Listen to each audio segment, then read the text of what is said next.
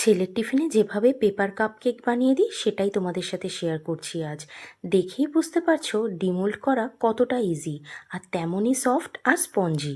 শুধু একটা tips follow করলেই তোমরাও এরকম স্পঞ্জি কাপকেক সহজেই বানিয়ে ফেলতে পারবে বাড়িতে।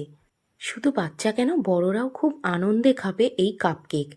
তার জন্য প্রথমেই নিয়ে নিয়েছি 1 কাপ পাউডার সুগার, 4 টেবিল চামচ রিফাইন অয়েল, আর 1 টেবিল স্পুন বাটার, আর 2 টাকা দামের কফির প্যাকেট 3টে, সামান্য রুম টেম্পারেচারে রাখা দুধ দিয়ে ভালো করে মিশিয়ে গুলিয়ে নিতে হবে। এবার ড্রাই ইনগ্রিডিয়েন্টসগুলো দিয়ে দিতে হবে। 1 কাপ ময়দা, 1 চামচ বেকিং পাউডার, 1 চিমটে বেকিং সোডা, 5 টাকা দামের গুঁড়ো দুধের প্যাকেট দুটো, আর 1 চামচ ভ্যানিলা এসেন্স, আর 1 টেবিল স্পুন কোকো পাউডার দিয়ে সামান্য দুধের সাহায্যে গুলে নিতে হবে। এবার দিয়ে দিতে হবে 1 চামচ হোয়াইট ভিনিগার, আর বেকিং সোডার সাথে রিয়্যাক্ট করার জন্য এই ভিনিগারটা খুব দরকার।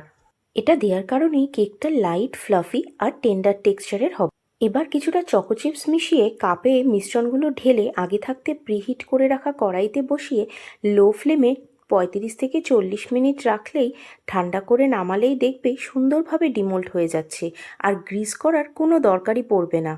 আর এই ভিনিগারটা চকলেট ফ্লেভারটাকেও খুব সুন্দরভাবে এনহ্যান্স করে। আজ এটুকুই। টাটা। ভালো লাগলে অবশ্যই জানিও।